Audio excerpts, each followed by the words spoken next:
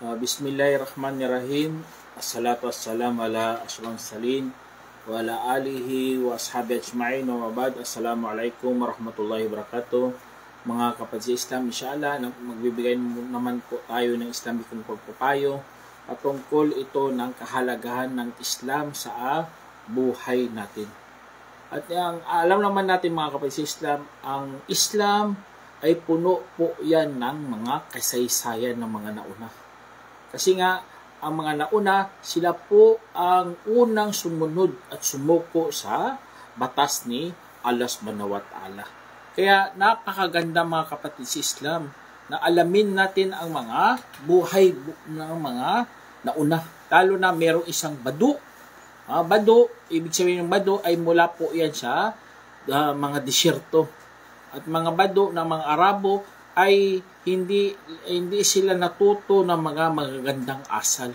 Kasi nga nasanay sila doon sa mag-isa doon sa disyerto. At kailangan na ganun ang kanilang pag-uugali doon para ma-survive sila sa mga klima, sa kapaligiran at sa mga pangyayari doon sa disyerto. At ang isang badu na ito mga kapatid sa Islam ay mula sa Hijaz. At ang Hijaz ay napakalawak na lugar yan mga kapatid na napapaligiran ng mga matatayog na mga kabundukan. At nagsisita sa mga lugar doon mga kapatid sa Islam ay napakalawak. Sumakay siya sa kanyang hayop at tumungo siya doon sa Madina. Na ang kalsada ay halos 8 araw mga kapatid. Subhanallah, ganun ang paglalakbay dati. 8 araw ang haba na wala naman siyang kikitaing negosyo doon at wala naman siyang kabag-anak na para kanyang tuluyan doon. Subhanallah, naglakbay lang yun. Kaya ang kanyang pangangailangan mga kapatid ay gusto niya na makita na tunay ba talaga na mensahero ng Allah subhanahu wa ta'ala. At gusto niyang maniguro sa mga balita ng propesiya at katotohanan ng mensahe mga kapatid. Kaya gumawa siya ng desisyon. Kasi nga gagawa siya ng desisyon kung papasok ba sa reliyon na yun o hindi. Kaya nang dumating siya kapatid sa lungsod ng Propeta Muhammad SAW, pumasok siya kagad sa masjid at lumapit hanggang huminto sa samang harap ng mga kasamahan ng Propeta Muhammad SAW. Ngunit walang nakakilala sa kanya. Siyempre, badu yun eh. Dumating lang siya bigla. Kaya nang lumapit siya, nagtanong siya kagad, sino po sa inyong apo ni Abdul Muttalib? Siyempre, apo ni Abdul Muttalib, tinutukoy niya dito ang mga kalahi ng mga lahi ni Prophet Muhammad SAW kasi lulo nila yung si Abdul Muttalib. Kaya si Prophet Muhammad SAW ay nandoon siya pero hindi siya halos makilala kasi nga hindi siya nagpapasikat, hindi naman siya sumusuot ng damit na mga makilala siya kaagad na siya ay mensahero. Wala naman siyang sakisag. Kaya kalagayan niya kapatid sa Islam ay kalagayan din ng mga kasamahan niya doon sa Madina. Na wala siyang sagisag, walang nagpapahiwatig na siya ay mensahero ng Allah SWT. Maliban sa kanyang ningning at liwanag ng kanyang sinasabi. Allahu Akbar. Kaya si Prophet Muhammad SAW, medyo siya wapo, medyo maputi. Kaya pumunta siya, tumayo sa kanyang harapan at nagtanong, tulad sa katawagan ng iba, hindi, parang walang galang talaga sa Propeta Muhammad SAW. Nagsalita lang siya. Kasi nga, dati mga tao doon, mga kasama ng propeta, nagsasabi talaga, mensahero ng Allah, napakagalang. Tao na ito, nagano siya, ikaw ba ang apo ni Abdul Muttalib? Kaya sinabi niya, oo. Ikaw ba si Muhammad? Napakagaspang ng kanyang mga sinasabi mga kapatid. Allahu Akbar. Kaya sabi ng Propeta Muhammad, opo, ako si Muhammad. Kaya sinundan pa mas matinding katawagan mga kapatid. Sabi niya, tinatanong kita, kaya napakahigpit ko sa iyo sa pagtatanong. At saka wag mo akong pag-isipan ng masama. Subhanallah. Ganun ang sinabi ng badu na yun. Kaya sinagot siya ng pinakamainam na guro, mga kapatid. Sa para sa mga mabuting tao, at nagsabi, wala ka akong matagpuan ng anuman sa aking sarili. Kaya magtanong ka ko kung anong meron sa iyo. Kaya sa lugar na yon, wala namang nagbabawal doon, mga kapatid, na magtanong sila sa mga kanilang reliyon. Kasi nga, ito ang pagsunod. Kaya mga kapatid, nagtanong siya ng mga katanungan, nagsasaad ng kalinawagan sa pag-iisip. Tapos napaka-ayos ng kanyang pagtatanong. Ang una niyang itinanong, sino ang lumikha ng langit? Kaya ang propeta Muhammad SAW nagsumagot, si Allah. Sinabi niya, sino naman ang lumikha ng lupa? Sinagot siya, si Allah. Sinabi na naman siya, sabi niya, sino naman ang nagtayo ng mga kabundukan? Ang sagot ng propeta, siyempre si Allah subhanahu wa ta'ala. Kaya sinabi niya, tinanong kita ulit, ang yaong lumikha ng langit at lumikha ng lupa at nagtayo ng mga bundok at gumawa roon ng kanyang nais sa pamamagitan ng iyong Diyos at Diyos ng mga nauna pa sa iyo. Pagkatapos pa sa iyo, si Allah ba ang nagpadala sa iyo sa sangkatauhan? Ang sagot ng propeta Muhammad, opo. Allahu Akbar. Kung sa Arabic pa, Allahumma na'am. O Allah, opo. Kasi ito ay isa sa mga sagisag na napakatindi ng sinabi ng sagot ng propeta Muhammad. Kasi ginamit niya pa, Allahumma, o Allah, opo. Siya ay nagsabi, nagtanong ulit siya, tinatanong kita sa magitan nagpapadala sa iyo, si Allah ba talaga ang nag-utos sa iyo sa sambahin lamang siya at itatakwil namin ang mga Diyos-Diyosan na dating sinasamba ng aming mga ninuno kasama niya? Sinabi niya, Allahumma na'am. Wa Allah. Opo. Nagtanong ulit siya, tinatanong kita sa mamagitan nagpadala sa iyo, si Allah ba talaga nag-utos sa iyo na magdasal kami ng 5 beses sa araw at gabi? Si Allah ba ang nag-utos sa iyo na magpakukuha ng mga kawanggawa mula sa aming mga mayayaman at ipamamahagi sa mga mahirap? Ang kanyang sinabi, Allahumma na'am. Allah, opo. Kaya tinanong, sabi niya, nagtanong ulit siya, tinatanong kita sa yaong nagpadala sa iyo. Si Allah ba ang nag-utos sa iyo na mag-ayuno sa buwan ng Ramadan? Bilang ating kapamaraanan, kanyang sinabi, opo, o Allah. Allahumma na'am. At nagtanong ulit siya, mga kapatid, tinatanong kita sa yaong nagpadala sa iyo, si Allah ba nag-utos sa iyo magsagawa kami ng Hajj sa bahay sa sino mang merong kakayahan patungo roon? Sagot niya, opo, o Allah. Allahumma na'am. Nagtanong ulit siya. Kaya dahil doon, mga kapatid, sa kanyang sinabi, mga kapatid, sa kanyang pagtatanong, ay nagsumagot siya talaga. Sabi niya, ako sumasaksi, nagsyahada siya, kapatid. Ako sumasaksi na walang ibang Diyos maliban kay Allah subhanahu wa ta'ala. At si Prophet Muhammad ay sugo at mensahero ng Allah subhanahu wa ta'ala. Kadugtong sa sinabi niya, sumpa sa yaong nagpadala sa iyo ng may katotohanan, hindi ko na ito dagdagdagan at babawasan. At ako si Dhimam bin Tha'labah, ang kapatid ng mga Banu Sa'ad bin Bakar. Kaya sabi niya, katugtong sinabi niya, tungkol naman sa kalaswaan, sumpa man kay Allah, talagang iniiwasan namin ito bago pa kami pumasok sa Islam. Ibig sabihin, dati pa lang, hindi pa lang sila mga Muslim, ay iniiwasan talaga nila mga kalaswaan. Ngunit kami ngayon ay sa Islam na at mas iiwasan namin talaga ito. Allahu Akbar. Kaya ito, mga kapatid sa Islam, kahalagahan sa Islam. Ang Islam mayroong kahalagahan sa buhay natin. Ibig sabihin, manindigan talaga tayo sa katotohanan. Kapag nagbitaw ka ng salita, dapat panindigan mo yan. na hindi ka na sasamba sa mga Diyos-Diyosan. Hindi ka na sasamba sa mga ribulto. Hindi ka na sasamba kay Kristo. Sasamba ka na lang sa Diyos mismo ni Kristo, mga kapatid. Kaya ganun, mga kapatid, ganun si Dhimam bin Tha'laba, nanindigan na sa kanyang mga pinagsasabi. Iniwasan niya. Dati hindi na sila gumagawa ng mga kalaswan. Kaya pagkatapos, mga kapatid, ginawa niya, pumunta siya sa kanyang kamilyo. Yun lang. Nano na siya, nagsyahada na siya doon. Umalis siya, sumama kamilyo niya, kinuha niya yung tali, at sumakay pabalik sa kanyang mamamayan. At wala siyang pangangailangan doon sa madi pagkatapos noon. Wala na, yun lang talaga. Nakita niya propeta, nanigurado lang siya. Si Muhammad yun, nagpinadala siya ng Allah. Kaya, ang mga tao, mga kapatid, na mangha doon sa ginawa ng isang baduk na si Dhimam bin Tha'laba.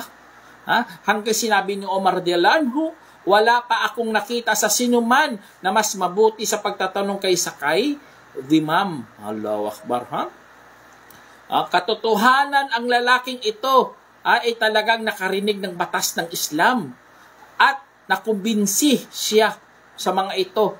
Kaya, mga kapatid, dumating siya at para makilala lamang ang propeta Muhammad SAW. Saka nang nakita niya mga palatandaan ng katotohanan, ay doon siya kaagad pumasok sa katotohanan. Kaya ang mga katanungan niya ito pala, mga kapatid, konfirmasyon lang pala. Gusto niya, wala naman siyang kikitain doon. Kaya wala naman talaga, wala siyang ibang pangangailang magkos, mananigurado lang siya. Gusto niya lang makita ang propeta Muhammad SAW. Kaya dahil doon, mga kapatid, sa Islam, nagkaroon ng katiyakan, nagkaroon siya ng pananampalataya, at ipinahayag niya mismo sa harap ng propeta Muhammad SAW ang pagpasok niya sa Islam. At anong nangyari, kapatid? Bumalik siya sa kanyang mga mamamayan, sa kanyang tirahan, at saka pinaabot niya rin, Allahu Akbar, pinaabot niya rin ang Islam sa kanila. Kaya, tingnan nyo, nagkaroon siya ng karangalan, mga kapatid. Tumaas ang kanyang hangad na mag-iabot din ang mensahe sa kanyang mga mamamayan. Kaya ganun dapat, mga kapatid. Yun ang kahalagahan. Dapat nakaramdam ka ng ganun, mga kapatid, na meron tayong pananagutan na ipapaabot natin ang katotohanan at patnubay ng Islam. Kaya dahil doon, mga kapatid, pumunta siya doon sa kanyang mga mamayan. Tapos, ang mga dinadakila nilang mga Diyos-Diyosan doon, katulad ni Lat at Uzza, ay gusto niyang sisirain, subhanallah, sisirain niya mga Diyos-Diyosan doon. Ang tao na si Dhimam ay respetadong tao yun. Hindi nila magalaw-galaw yun. Kaya dahil doon, mga kapatid, sa Islam, kaya't napasigaw siya, na kanyang sinasabi, kasuklam-suklam sa inyo, mga kinalat at Uzza. Yun, mga ribulto nila, mga kapatid. Lat at Uzza ang mga pangalan ng ribulto. Tapos, ang mga ano na yun, ang mga tao siyempre nagulat. At namangha din sa kanyang kapangasahan sa laban sa kanilang mga Diyos-Diyosan. Kaya natakot sila kay Dhimam bin Tha'laba. Kasi nga gusto niya pipinsilain, sisirain niya mga ribulto. Kaya natakot ang mga tao. Baka magkaroon siya ng kitong. Kaya sinabihan nila si Dhimam, Dhimam, mag-ingat ka. Baka magkaroon ka ng kitong. Ganun, mga kapatid. Ang mga paniniwala nila, ganun din sa mga sumasamba sa mga ribulto, subhanallah. Carbon copy talaga, kapatid. Ang mga Diyos-Diyosan, alam naman natin, ribulto yan bato yan kahoy yan plastic yan gawa-gawa lang yan, inukit lang yan ng mga kapay, tapos magbibigay sa iyo ng sakit. Kaya ang mga sinasabi ng mga una, ganun na ganun din hanggang sa ngayon. Kaya si Dhimam, hindi siya natakot, kapatid. Hindi siya natakot. Pagkos hinampas niya talaga ang mga Diyos-Diyosan doon. Gusto niya kasi ituwid ang mga pag-unawa nila at paniniwala. Allahu Akbar. Kaya ganun, mga kapatid, kahalagahan yun ang naramdaman ni Dhimam bin Tha'laba. Naramdaman niya talaga anong kahalagahan ng Islam sa buhay niya. na gusto niya ipaunawa sa kanyang mga mamamayan. Gusto niya matuwid ang kanilang paniniwala na sa pagsamba lamang sa nag-iisang Diyos na tunay. Kaya sinabi niya, katotohanan, sumpa kay Allah, itong dalawa na ito ay talagang hindi makakipensala sa inyo. At hindi rin makabigay ng pakinabang sa inyo. At ang Allah lamang ay sadyang nagpadala siya ng isang mensahero.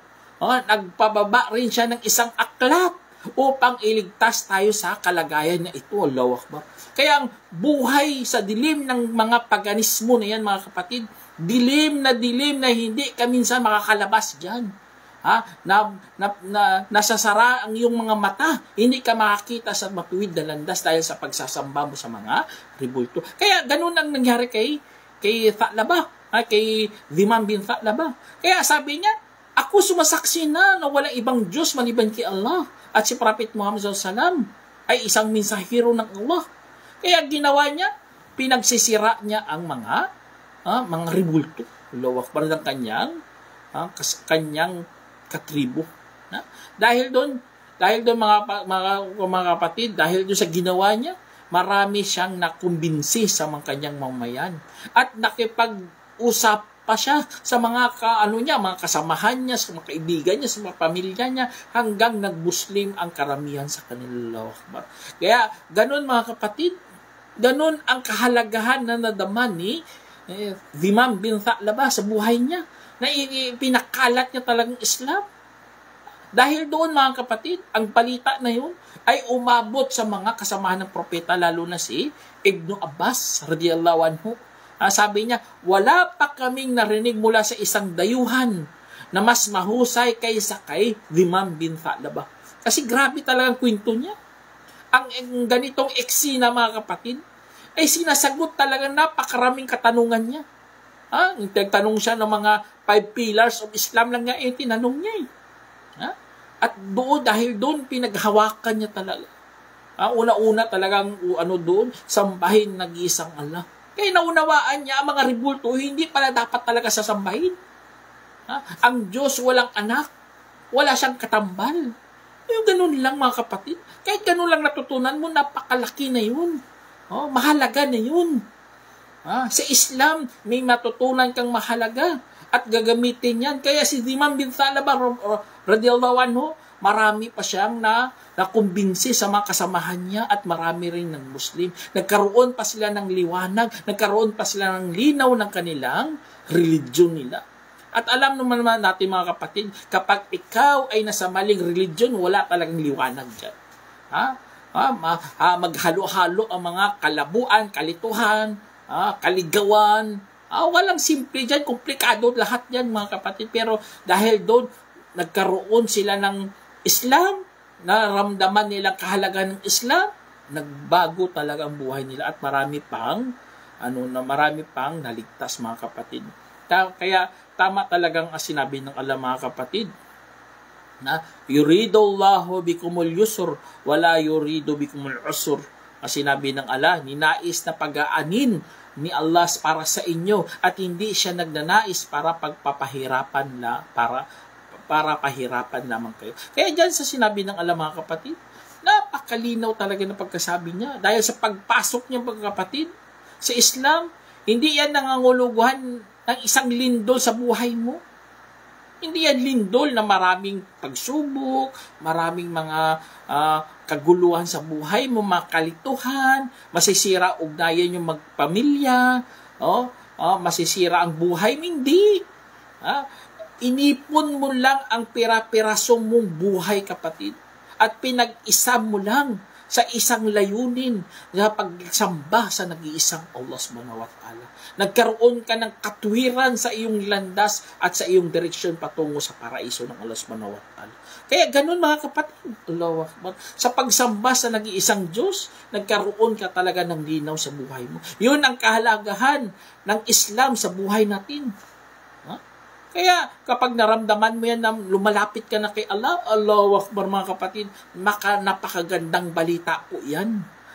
Kasi nga nagkaroon ka ng kaalaman sa mga ligid at sa hayag na binabasa mo sa Quran at sa hadith ng Propeta Muhammad SAW. Kaya ang kalungkutan ng buhay mga kapatid ay magiging maginhawa. Allahu Akbar. Yun ang kahalagahan ng Islam mga kapatid. Alam naman natin ang kalungkutan at kasiyahan, magkasama yan lagi sa atin. Pero dahil doon, nagiging magaan yun, maging maginhawa yun dahil sa tinuturo sa atin na patnubay ng Islam. Tinuturuan tayo, hindi tayo nalilito. Diyos lang nga, yung mga Christian, hindi nila alam mag-ilan ba talagang Diyos. Isa ba, na mayroon 3 persona, o kaya 3 Diyos. Nalilito sila. Tayo, alhamdulillah. Dahil sa patnubay yan na binabasa natin, na ipinadala ng Allah subhanahu wa ta'ala sa kanyang mensahero. Wala nang mensahero, naiwan ang kanyang kaalaman. Doon natin, sa Quran, Allahu Akbar, ang Quran. Nakikita natin doon. Ang kapamaraanan ng Allah subhanahu wa ta'ala na gusto sa sangkatauhan. Kaya, katulad din sa naramdaman natin mga kapatid, ang tinatawag nating ihsan. Pagpapakabuti natin. Alam mo, ihsan? Sinabi sa hadith, al-ihsanu an ta'budallaha ka'annaka tarahu wa in lam tarahu fa innahu yarak. Sa hadith mga kapatid, ang pagpapakabuti ay pagsamba kay Allah na para mo siyang nakikita. At kung hindi mo siya nakikita, kung gayon ay siya ang sadyang nakakita sa iyo. Allahu Akbar. Ganun. Yun ang kahalagahan ng Islam mga bati sa buhay natin para makaramdam din tayo ng ihsan, ng pagpapakabuti natin ng lubos kay Allah. Parang nakikita mo na siya kapag ikaw nagsamba. At kung hindi mo man siya nakita, sadyang siya mismo nakakita sa iyo. Allahu Akbar. Kaya napakaganda talaga ng turo sa atin mga kapatid. Sa mga batas na naman sa kapamaraan ng Islam, ay naaayon niya sa ating kalikasan. Allahu Akbar. Gayon ang kagandahan ng Islam mga kapatid. Naaayon sa ating likas na bilang tao, ang ating komposisyon na bilang tao. Angkop na angkop ang batas ng Islam. Kasi nga, siyang lumikha, siyang nakakaalam sa lahat ng mga nangyayari sa atin mga bilang tao mga kapatid. Kaya ang pagbabatas ng reliyong Islam ay napaka-importante talaga sa buhay natin. Kasi nga angkop na angkop sa atin bilang tao. Nawabagay talaga at tumutugon sa ating mga kailangan. At tumatakbo o lumalakad din sa mga panahon na angkop sa panahon natin mga kapatid. Kasi alam yun ng Allah, katulad ng Allah, ala ya'lamu man khalaqa huwal latiful khabir. Sinabi ng Allah subhanahu wa ta'ala, hindi baga nalalaman kung sino ang lumikha habang siya ang mabanayad na nakakabatid. Allahu Akbar. Hindi baga niya nalalaman kung sino ang lumikha? Siyempre ang Allah subhanahu wa ta'ala. Ang nakakaalam kasi siyang lumikha sa atin. Kaya tinuruan lang tayo ng Allah subhanahu wa ta'ala kung ano ang dapat nating gawin. Allahu Akbar. Kaya mga kapatid sa Islam, ang Islam, malalaman talaga natin. Tingnan nyo, ang kahalagan, lalo na sa mga pagbabawal, may mga tao nga, tinanong ko sila, bakit ka nag-Muslim? Sabi niya, si Islam kasi may mga bawal. Dito lang talaga ginagawa. Iniiwanan ng mga bawal. Nagulat ako sa tanong niya, sa sagot niya sa aking katanungan ng ganun. Bakit ka nag-Muslim? Dahil sa mga bawal. Kasi sa Islam lang ang talagang umiiwas sa bawal. Allahu Akbar. Alam naman natin yan, mga Christian, bakit bawal sa Bible, ginagawa pa rin, katulad ng baboy. Ang baboy, napakalinaw naman sa Bible yan na bawal kainin. Ang dugo din. Sa Old Testament, sa New Testament, bawal na bawal ang dugo. Pero kinakain nila. Ano pa mga bawal? Daming mga bawal. Hindi nila ginagawa. Pero si Islam, Allahu Akbar, napakalinaw ng mga bawal.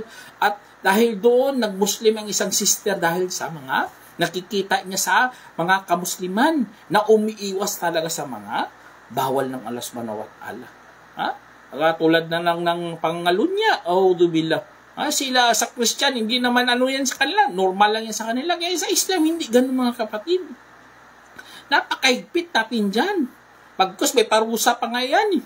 Kapag hindi mag-asawa, pinapalo yan ng 100 at itaboy sa lugar na yun ng 1 taon. Ganun tayo kahigpit mga kapatid. Nagpapasuot tayo ng mga hijab. Kaya ang mga bawal na yun, naaayon din yan sa ating kalagayan. Allahu Akbar. Kasi alam na alam ng Allah subhanahu wa ta'ala, mga kapatid, ano ang mangyayari kapag ginagawa natin ang mga bawal sa buhay natin. Allahu Akbar. Kaya mga kapatid, napakaganda talaga ng katuruan ng Islam. Napakalinaw talaga. Ito kasi ang landas na gusto ng Allah subhanahu wa ta'ala. Kaya itong relihiyon na itong mayroong kahalagahan sa buhay mo, kapatid. Na magiging maliwanag, magiging malinaw, napakasimple. Sa mga ating maging pananaw mo ay magiging tama talang pananaw mo sa buhay. Magkakaroon ka pa ng kapamaraanan na kalugod-lugod kay Allah subhanahu wa ta'ala. At masamba mo pa talaga si Allah. Yun ang napakaganda sa atin. Kaya ang Islam, mga kapatid, para masamba mo si Allah subhanahu wa ta'ala, para sumuko ka sa Kanya. Pagkaroon ka pa ng tamang pag-uugali. Allahu Akbar. Kasi nga, Islam ang buwan natin. Yun ang mahalaga sa buhay natin. Patnubay yun ng Allah subhanahu wa ta'ala. Liwanag yun. Kapag bumaling ka tungo sa Islam, at nagkaroon ka ng kaalaman, Allahu Akbar, mga kapatid, tama ang iyong pinaghawakang religion, mga kapatid. Kaya makikita mo, kung ikaw lagi kasama ni Allah subhanahu wa ta'ala, ligtas ka talaga. Lalo na sa mga shirk, sa mga panglililang dito sa mundo, at ikaw pa maging mapalad sa kabilang buhay. Katulad ng sinabi ng Allah subhanahu wa ta'ala sa Quran, man amila salihan min dhakarin aw untha wa huwa mu'min falanahyannahu hayatan tayyibah wa lanajziyannahum ajrahum bi ahsani ma kanu ya'malun. Ang sinabi ng Allah, mga kapatid, ang sino mang gumawa ng mabuti mula sa lalaki at babae at siya'y isang mananampalataya, kung gayon ay talagang bubuhayin namin siya sa napakagandang pamumuhay at sadyang gagantihan namin sila sa kanilang pabuya ayon sa pinakamabuti nilang pinanggagawa doon. Allahu Akbar. Kaya napakaganda, mga kapatid. Yun ang kahalagahan ng Islam. Biyaya kasi yun ang patnubay ng Allah subhanahu wa ta'ala. Kaya kahit gano tinatamasa natin sa mundo, kung wala ka naman patnubay, ay mawawalan din ng silbi. Allahu Akbar. Kasi nga, ang Allah subhanahu wa ta'ala, binuksan niya na yun ang biyaya sa dibdib natin. Pinasok na sa ating Islam. Kung umayaw ka o tinanggihan mo yan, ay kawawa ka talaga sa dito pala sa mundo at lalo na sa kabilang buhay kasi nga ikaw naliligaw. Paano na lang sa araw pagbukom? Kabilang ka sa mga naligaw, siyempre, lahat ng ligaw papunta yun sa impyerno. Audibillah. Kasi nga, pabaya ka nandyan ng katotohan, tapos ikaw, naging pabaya. Ayaw mo pa matuto. Ayaw mo mag-aral. Ayaw mo pa magbasa. Ang problema, hindi mo pa talaga tatanggapin ang katotohanan. Gusto mo talaga kasali sa mga mapagtakwil. Nandyan ang katotohanan sa harap mo, hindi mo pa tinanggap. Hindi mo pa kinuha. Kasalanan mo na yun. At alam naman natin, mga kapatid, kung yun ang ginawa mo, nandyan lagi ang masatanas. Lilinlangin at ililigaw ka nila sa tamang landas. Allah. Kasi nga, pinili mo yan, dinagdagan na lalo ng Allah subhanahu wa ta'ala. Kaya, kaya mga kapatid sa Islam, inshallah, ipagduan nyo talaga kay Allah subhanahu wa ta'ala na hindi sana tayo maging ganun. At isipin natin ang kahalagahan ng Islam sa buhay natin, mga kapatid. Para manatili tayo hanggang tayo sa bingit ng kamatayan, mapagsabi tayo ng la ilaha illallah. Yun ang kahalagahan din ng Islam sa bingit ng kamatayan. Kasi may hadith si Prophet sallam, man kana akhira kalami la ilaha illallah dakhala al-jannah. At sino man ang huli niyang sinabi la ilaha illallah, wala ibang Diyos maliban kay Allah, ay makakapasok sa paraiso. Allahu Akbar. Ganun. Yun, mga kapatid, paghawakan mo yan, ang kahalagahan ng Islam para masabi mo, mabitaw mo yan na salita sa bingit ng kamatayan. Kasi, pwede naman tayo magsalita ng la ilaha illallah, kahit milyon pa ang tanong, masabi mo ba yan sa huli mong hininga? Maraming nakita na hindi nila masabi-sabi yan kasi nga naging abala sila sa mundo. Ang kanilang iniisip, mundo, kaya tuloy hindi nila masabi ang la ilaha illallah. Inshallah, sana meron kayong napulutang aral mga kapatid. Hanggang dito na lang. Assalamualaikum warahmatullahi wabarakatuh.